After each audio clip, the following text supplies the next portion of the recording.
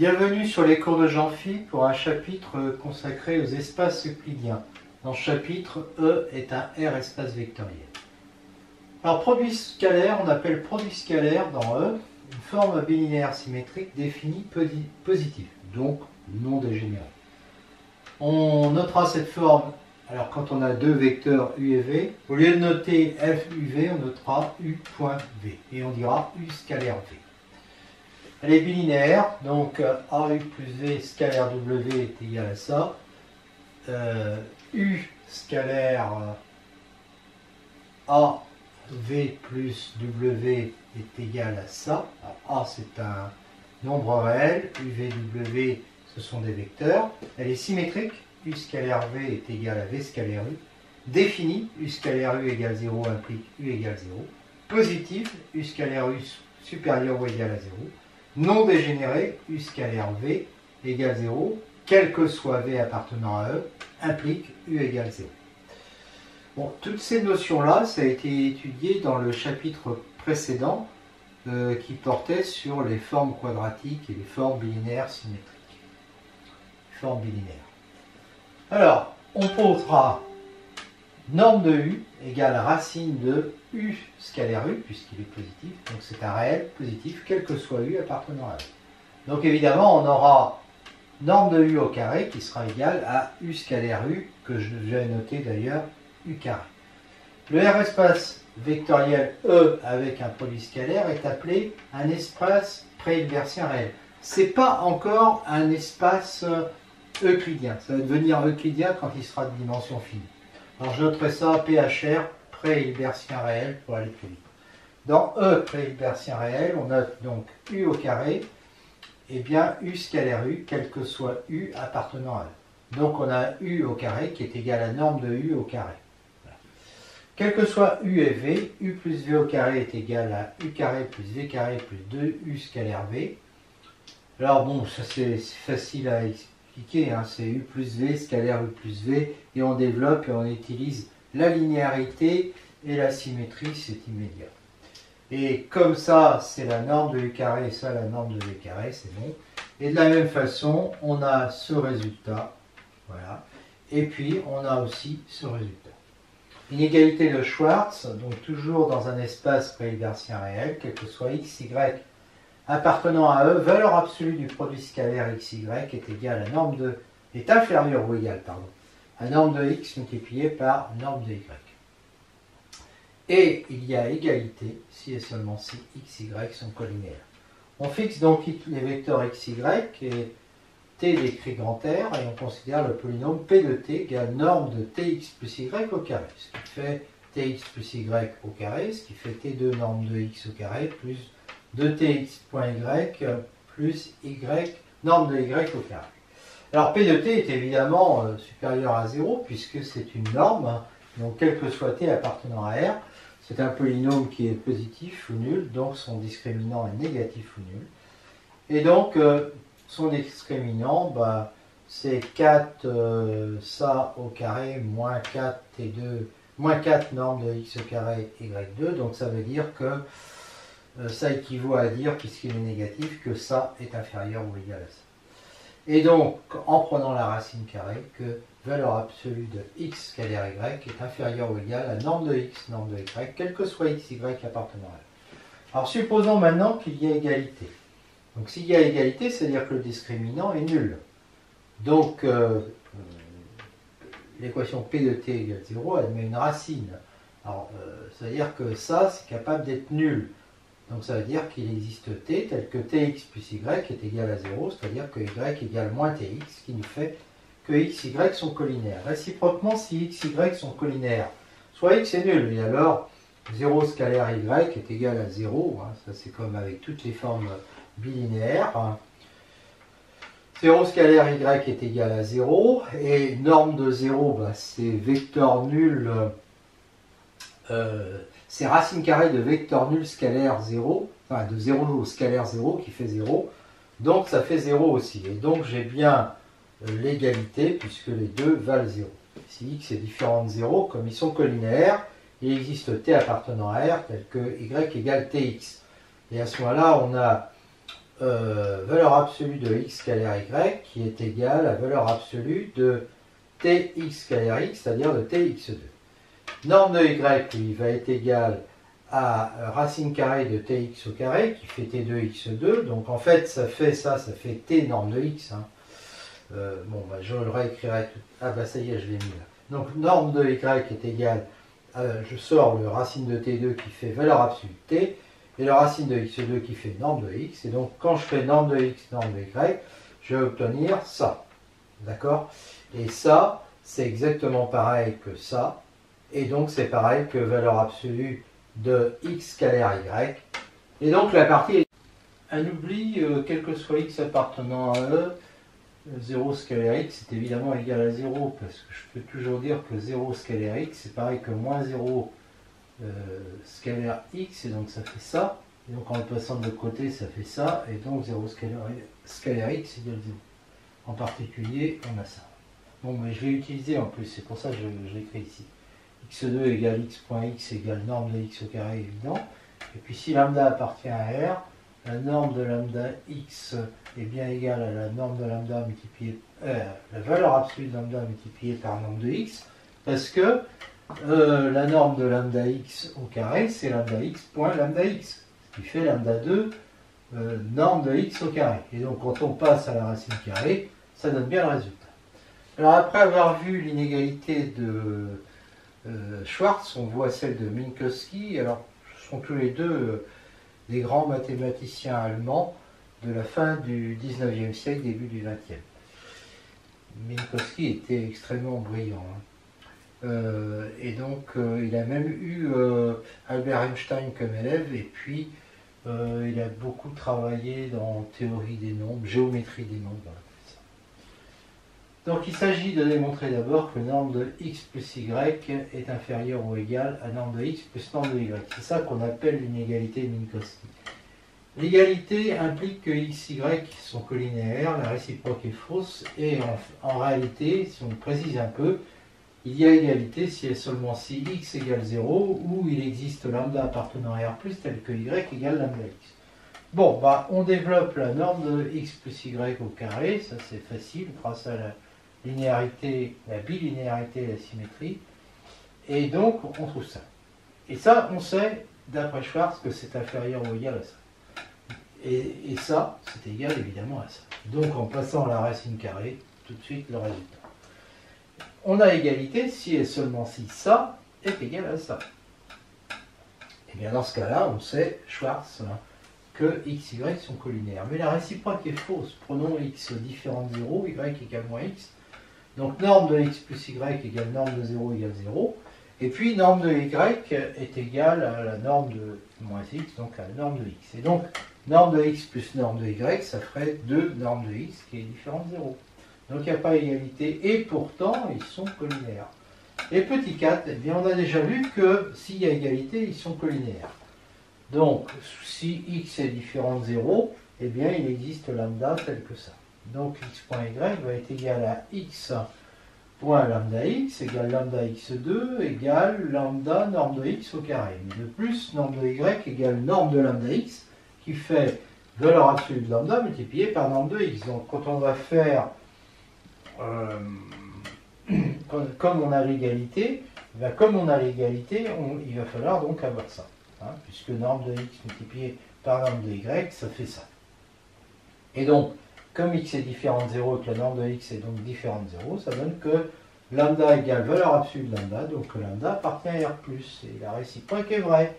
Bon, si x égale 0, il y a égalité, c'est évident, parce que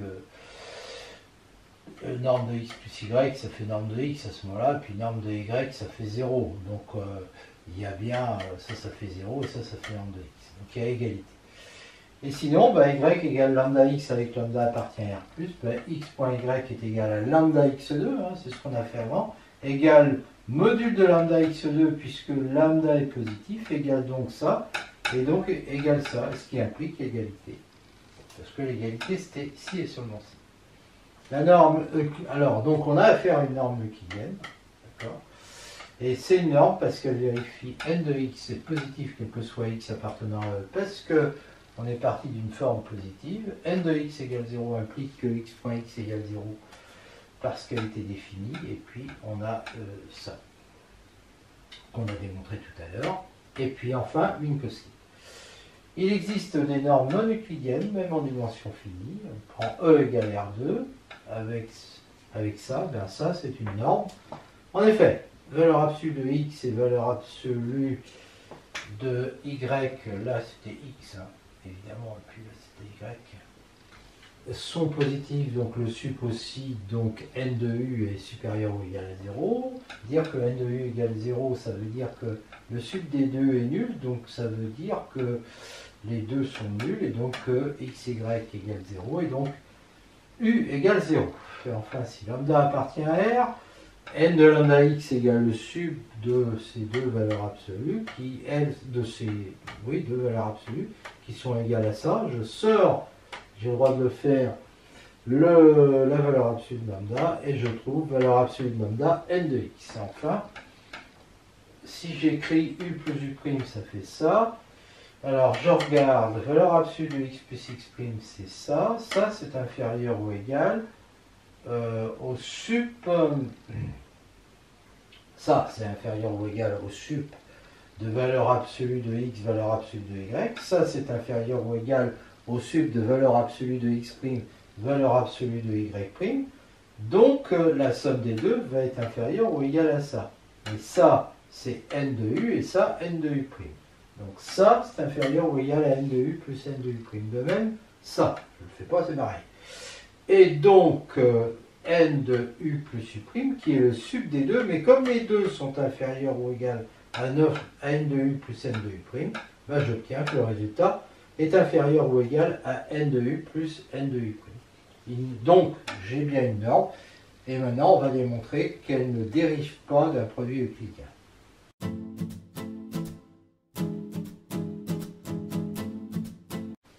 Si la norme dérive d'une forme bilinéaire symétrique petit f, alors on doit avoir cette relation qu'on avait vue avec les formes bilinéaires symétriques et les formes quadratiques. Alors, on va montrer que c'est un contre-exemple. On prend ces trois vecteurs, ces deux vecteurs, leur somme. Donc, leur norme, c'est 1 pour chacun d'entre eux. Et donc, si j'applique la formule, 1 moins 1 moins 1,5, ça fait f de u' égale moins 1,5. 2u, 2u plus u', donc là leur norme c'est 2 et puis 1. Et donc si j'applique la formule, la norme de 2u plus u', eh bien ça va me faire 1 moins 4, d'accord, 2 au carré, moins 1 sur 2. Ça nous fait f de 2u u'. Ça fait moins 2. F de 2u' devrait être égal à 2 f de u', puisque une forme bilinéaire symétrique, c'est linéaire. Et bien ici, on voit que ce n'est pas le cas. Moins 2 n'est pas égal à 2 fois moins 1,5. Donc, ce n'est pas une norme euclidienne. Distance, on a E un pré-hilbertien réel. Donc, cette norme euclidienne induit une distance qui est valeur absolue de x moins y. C'est une distance parce que elle est positive, nulle si et seulement si x égale y, elle est symétrique et elle vérifie l'inégalité triangulaire. Alors, interprétation graphique de l'inégalité triangulaire, c'est distance AB inférieure ou égale à distance AC plus distance CB. Qui provient de quoi? Ça, c'est la norme du vecteur AB, c'est-à-dire AC plus CB. Donc là, on a norme de x plus y, qui est inférieure ou égale à norme de x plus norme de y, c'est l'inégalité de Minkowski. D'ailleurs, c'est comme ça qu'elle va se démontrer, puisque démontrons toutes ces propriétés là. D de xy, c'est norme de x moins y, donc c'est supérieur ou égal à 0. D de xy égale 0, si et seulement si la norme de x moins y égale 0, c'est-à-dire x moins y égale 0, c'est-à-dire x égale y. La norme de x moins y, c'est l'opposé de la norme. Non, c'est la norme de l'opposé de y moins x, donc c'est la norme de y moins x. Bon, de toute façon, la norme de x est égale à la norme de moins x. Et donc, distance de d de xy est égale à d de yx. d de xy, c'est x moins y. J'intègre intercale z entre les deux, x moins z plus z moins y. Je sépare en deux avec l'inégalité de Minkowski, qu'on appelle aussi une égalité triangulaire d'ailleurs, et j'obtiens bien le résultat. Orthogonalité, deux vecteurs de E sont orthogonaux si leur produit scalaire est nul. Théorème de Pythagore, x et y sont orthogonaux si et seulement si on a ça. Alors l'interprétation de Pythagore, elle est facile. Hein. Il suffit de prendre x égale BA, y égale AC. Donc si je fais x plus y, eh bien ça fait BC. Hein, BC au carré va donc être égal à x au carré, c'est-à-dire BA carré, plus norme de AC au carré, c'est-à-dire AC carré. D'accord? Voilà. Pour un triangle rectangle, bien sûr. Alors, c'est si et seulement si. Bon, il suffit de développer. Hein. Ça fait norme de x au carré, plus norme de y au carré, plus 2 produit scalaire xy. Donc, l'égalité a lieu que si x, y est égal à 0, ce qui équivaut à dire que x est orthogonal à y. Hein, voilà comment on peut démontrer de façon simple qu'un triangle ABC est orthogonal si est rectangle, pardon, en A, si et seulement si AB carré plus AC carré égale BC carré. Règle du parallélogramme. Quel que soit x, y appartenant à E, on a ça. Voilà. Alors pourquoi règle du parallélogramme? Je donne une Alors ça, déjà c'est évident, on l'a déjà vu. Hein. On avait vu, enfin non, on l'a peut-être pas vu. Non. Mais bon, on développe. Hein. Norme de x au carré, plus norme de y au carré, plus 2xy. Puis là, c'est moins 2xy, plus norme de x au carré, plus norme de y au carré. C'est immédiat. Alors, l'interprétation, si ABCD est un parallélogramme, comme sur le dessin, je prends x égale AB, y égale BC, x plus y est donc égal au vecteur AC, et x moins y est égal à AB plus CB. Et AB plus CB, c'est pareil qu'AB plus DA, puisqu'on a affaire à un parallélogramme, et donc DA plus AB, donc ça fait DB. Donc ça fait x moins y est égal à DB, mais ça je ne l'ai pas mis, et j'aurais dû le mettre. Ah si, donc, eh bien donc, x plus y, j'ai mis AC, donc AC carré, plus DB carré, est égal à 2 fois AB carré plus BC carré. Ça dit quoi? Ça dit que la longueur de la diagonale au carré plus la longueur de l'autre diagonale au carré est égale à carré d'un côté plus carré de l'autre côté, le tout fois 2. La réciproque est fausse, c'est-à-dire qu'on peut avoir ça et ne pas avoir un parallélogramme. Bon, sur le dessin, par exemple, je fais un point B', hein, tel que BD' est égal à BY. Donc j'obtiens, on peut facilement obtenir une figure qui n'est pas un parallélogramme. Et pourtant, comme BD' est égal à BD, donc je reprends ça, je remplace mon DB, je peux dire que c'est D'B, donc ça va me faire AC carré plus D'B au carré égale 2 facteurs de AB carré plus BC carré, et pourtant A, B, C, D' n'est pas un parallélogramme.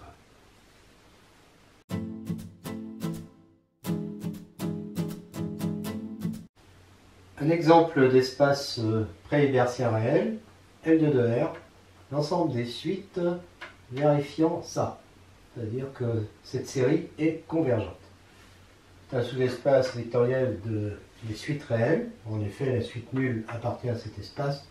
Et si lambda et xn appartiennent à cet espace, si lambda appartient à R et xn appartient à cet espace, lambda xn au carré est égal à lambda 2 xn au carré. Et comme la somme des xn au carré est inférieure à plus l'infini, c'est vrai aussi pour l'autre. Si xn et yn appartiennent à L2, on a ça, et puis ça peut être majoré par ça, parce que xn moins yn au carré est égal à xn au carré plus yn au carré, moins 2xn yn, qui fait que 2xn yn est inférieur ou égal à ça. Donc, xn plus yn au carré va être inférieur ou égal à ça. Comme c'est positif et que là c'est convergent, la série est convergente. Produit scalaire, xy égale somme des xn yn. Si on prend de suite, il est parfaitement défini parce que xn yn en valeur absolue, je peux l'écrire comme ça. donc il est inférieur ou égal à ça. Et puis ça, ça converge parce que c'est somme des xn au carré plus yn au carré sur 2 qui sont convergents. Somme des yn xn, si je somme de 0 à p, c'est égal à la somme de 0 à p des xn yn, enfin yn xn donc xn yn. Et donc après, je peux passer à l'infini et les deux vont être égales. Donc c'est symétrique. La linéarité, comme c'est symétrique, je fais par rapport à ça, et bien ça me donne ça, avec des notations évidentes. Hein. Et ça, si je prends ce terme-là, je peux l'écrire comme ça. Comme cette série-là est convergente et celle-là aussi, absolument convergente même, et bien celle-là va y être aussi. Et sa somme est égale à ça. Donc c'est bon, elle est bilinéaire, symétrique. Alors définie positive. Définie, xx égale somme de 0 à plus l'infini des xn au carré, c'est supérieur ou égal à 0. Et c'est nul, c'est seulement si tous les xn sont nuls, c'est-à-dire la suite est nulle. Donc c'est bien un produit scalaire et cet espace-là est un espace préhilbertien réel. Autre exemple, E égale R de x, donc les polynômes de la variable réelle, avec ce produit scalaire qui est une forme, c'est scoulinaire, donc hermitienne évidente, linéarité par rapport à P, par rapport à Q, symétrie aussi. Bon, puis enfin, PP c'est ça, donc c'est supérieur ou égal à 0, et c'est nul, comme P est un polynôme, donc continu, si P de T au carré est égal à 0, donc P de T égale 0, quel que soit T appartenant à 0,1, ce qui lui fait une infinité de polynômes, donc c'est le polynôme, une infinité de racines, pardon. Autre exemple, mais qui en réalité est le même, on remplace R de x par l'ensemble des fonctions continues de 0, 1 vers R. D'accord? Voilà. Et donc on a comme produit scalaire celui-là, et la suite est exactement la même que précédemment.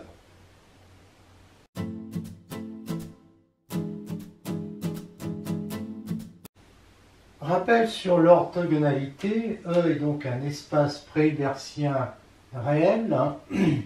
Si A est inclus dans E, donc A est une partie de non vide, ce qu'on appelle l'orthogonale de A, c'est l'ensemble des x appartenant à E qui sont orthogonaux à tous les éléments de A. C'est un sous-espace vectoriel de E, et orthogonale de A est égal à l'orthogonale de la partie engendrée par A. Si f et g sont deux sous-espaces vectoriels de E, f orthogonal à g, ça équivaut à dire que x est orthogonal à y, quel que soit xy appartenant à f croix g. On a alors f qui est inclus dans g orthogonal et g qui est inclus dans f orthogonal. Le produit scalaire est non dégénéré, puisqu'on est dans un espace préhilbertien réel. Donc, E orthogonal est égal et réduit au vecteur nul. Remarque, on a toujours orthogonal de 0 qui est égal à E. AB, deux parties non vides de E. Si A est inclus dans B, alors B orthogonal est inclus dans A orthogonal. A orthogonal plus B orthogonal est inclus dans A inter B orthogonal, si A inter B est différent du vide. FG, deux sous-espaces vectoriels de E. F est inclus dans l'orthogonale de F orthogonal, et l'orthogonale de F plus G est égale à l'orthogonale de F intersection l'orthogonale de G. Si E est de dimension finie, donc E est un espace euclidien, et F et G, deux sous-espaces vectoriels de E, F et F orthogonales sont supplémentaires dans E. Orthogonale de F orthogonale est égale à F, donc on a l'égalité. Dimension de F orthogonale est égale à dimension de E moins dimension de F. Et F orthogonale plus G orthogonale est égale à l'orthogonale de F inter G. Si E est un espace préhilbertien réel, alors on a cette inégalité, quel que soit xy appartenant à E. Donc, je vais la démontrer. Norme de x moins y, norme de x, je peux l'écrire norme de x moins y plus y, inférieur ou égal à ça, une égalité triangulaire. Donc ça me donne ça. De même, en inversant les rôles de y et x, je vais obtenir ça. Et donc je vois que norme de x moins norme de y est entre moins norme de x moins y et plus norme de x moins y, qui est positif. Donc, valeur absolue de ça est inférieure ou égale à norme de x moins y. E est un espace préhilbertien réel. la norme et le produit scalaire sont des applications, des fonctions continues. Démonstration évidente pour la première. Hein. Norme de x, on pourrait dire qu'elle est lipschitzienne indirectement, hein. Mais je peux le redémontrer en disant que norme de x moins norme de y est inférieure ou égale à norme de x moins y, pas norme, hein, valeur absolue, est inférieure à norme de x moins y, donc quel que soit epsilon positif, si je prends ça, j'aurai automatiquement ça. C'est la continuité uniforme. F de xy égale x scalaire y est continu car bilinéaire, mais là aussi on peut redémontrer en prenant AB appartenant à 2, epsilon positif, on cherche nu positif, tel que si on a ça, alors on a ça. Alors on remarque que xy moins AB est égal à x moins a scalaire y plus a scalaire y moins b, inférieur en valeur absolue, inférieur ou égal à la somme des valeurs absolues. Et ensuite on utilise Schwarz pour dire que la première est inférieure ou égale à norme de x moins a fois norme de y plus norme de a fois norme de y moins b. Celle-là, y, je peux dire que c'est y moins b plus b, donc en norme c'est inférieur ou égal à norme de y moins b plus norme de b, donc inférieur à nu plus norme de b. Et puis là, je vais dire que ça c'est inférieur ou égal à nu, et puis ça à nu aussi. Donc j'obtiens nu au carré plus nu b plus nu a, que je peux mettre comme ça.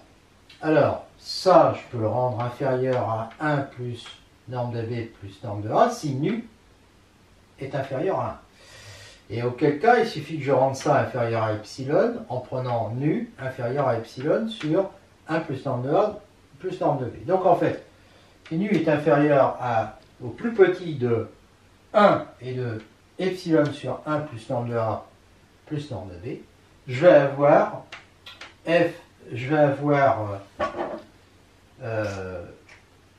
dès que x moins norme de x moins a sera inférieur à nu et norme de y moins b sera inférieur à nu, j'aurai f de xy moins f de ab en valeur absolue qui sera inférieure à epsilon. Et donc, la fonction est bien continue en ab, quel que soit ab appartenant à E2, donc elle est continue sur...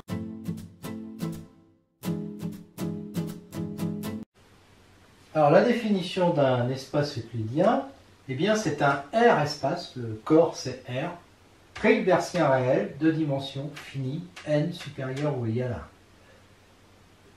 Donc, dans un espace euclidien grand E, si on considère P vecteur, alors P inférieur ou égal à la dimension de n, non nul, 2 à 2 orthogonaux, alors ils forment une famille libre de démonstration.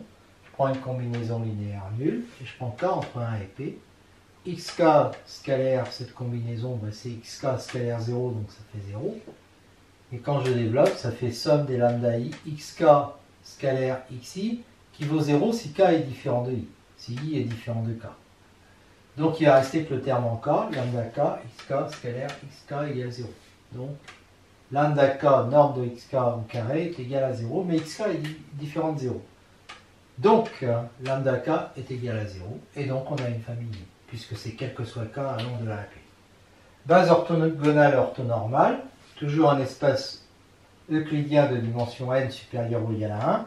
Orthogonale, bah, c'est une base, avec des vecteurs qui sont 2 à 2 orthogonaux, donc si i est différent de j, ui est orthogonal à uj.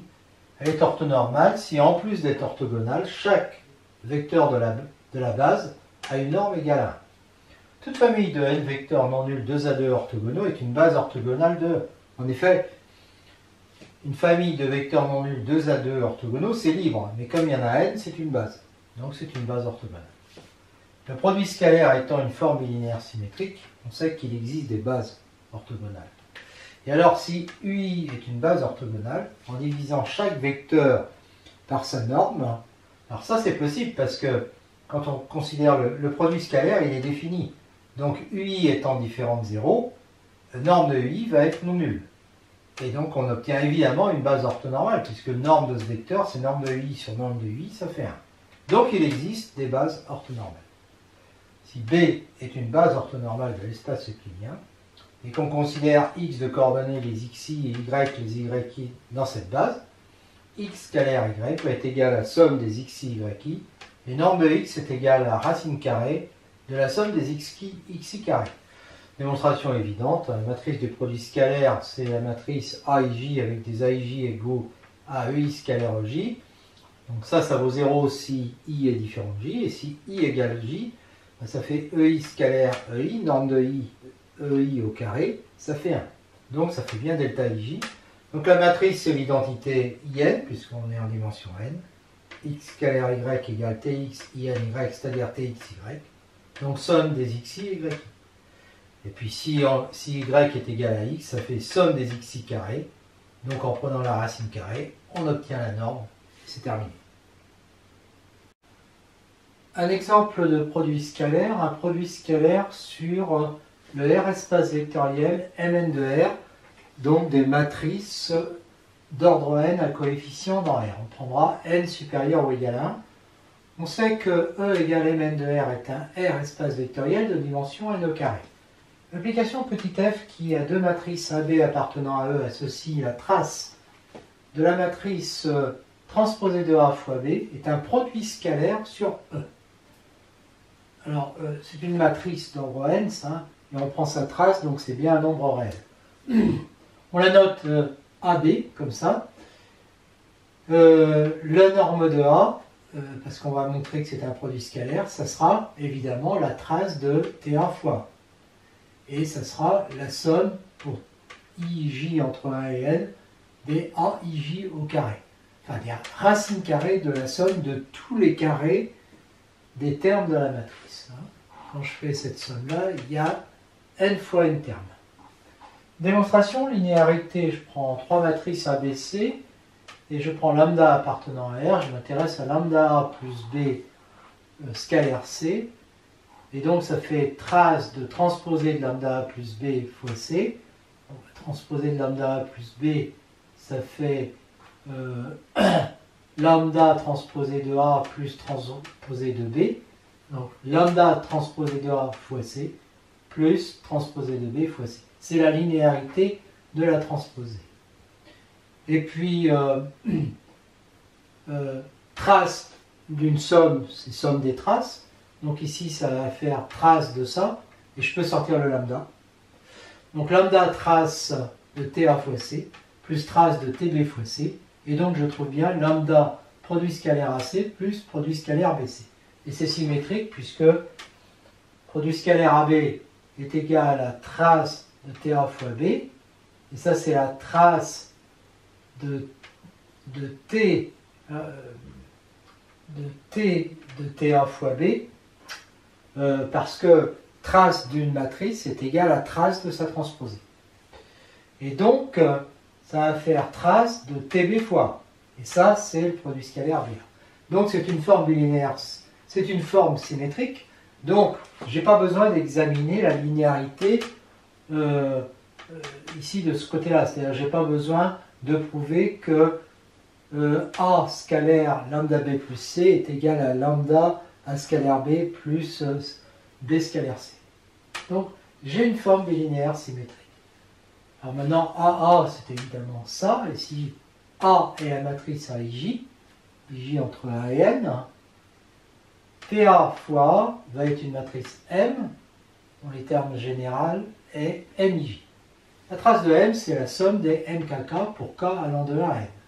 Donc ça fait somme de K égale à N de, alors là il faut prendre le terme KI de la matrice TA, autrement dit c'est AIK, multiplié par le terme IK de la matrice A, c'est-à-dire IK. Et donc j'obtiens une somme pour IK des AIK au carré. Donc c'est supérieur ou égal à 0, donc F est positif. C'est nul si et seulement si la somme de tous ces carrés est nulle, ce qui veut dire que AIK égale 0 quel que soit IK, et donc que la matrice est nulle. Donc c'est une forme bilinéaire symétrique définie positive, donc c'est bien un produit scalaire. Remarquons que si MIJ est la matrice de Mn de R, dont tous les coefficients sont nuls, sauf celui qui est d'ordre IJ, ligne I, colonne J, et qui vaut 1. Alors, la matrice A égale AIJ est évidemment une somme des AIJ des MIJ. D'accord? Donc ça explique que on a affaire que la famille des MIJ est génératrice de Mn de R.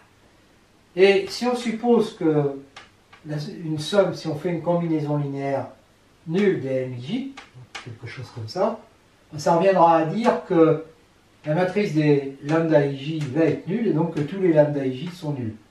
Donc ça prouve aussi que cette famille-là est une famille libre et donc c'est une base de Mn de R. Bon, j'aurais pu me contenter de dire que elle était libre et puis qu'il y en avait n au carré, donc ça formait une base. Si A est égal à AIJ et que B est égal à BIJ, TA c'est la matrice AJI et TA fois B ça va être CIJ avec quoi? Avec CPP qui est égal à la somme de K égale à N de, alors là il faut prendre TA donc ça va faire AKP hein, puisque c'est la transposée fois BKP. D'accord? Et donc AB ça va être la somme de tous ces termes là puisque c'est la trace. D'accord? Donc c'est la somme pour IK et AKP BKP. Et bien si je fais MIJ scalaire MRS. D'accord? Donc IJ centre 1 et N, RS aussi.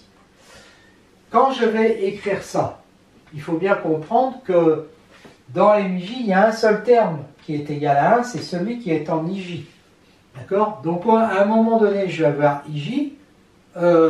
Ici, il n'y en a que un qui est égal à 1, c'est le terme en RS. Il faut que j'ai IJ et RS en même temps.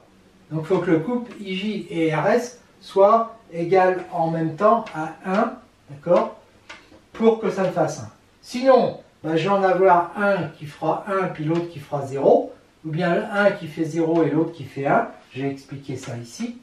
Et puis sinon, dans tous les autres cas, ben, ça fera 0 et 0, donc ça vaudra 0. Donc en fait, quand je fais ce calcul-là, d'accord, je vais trouver en fait que si IJ est différent de RS, bien, le produit scalaire sera nul, d'accord? Et que si IJ est égal à RS, donc ça existe une fois, eh bien le produit scalaire va être égal à 1. Donc en fait, cette base B, que je pourrais qualifier de base naturelle hein, de Mn de R, base canonique de Mn de R, eh bien c'est une base orthonormale de l'espace euclidien Mn de R pour ce produit scalaire-là.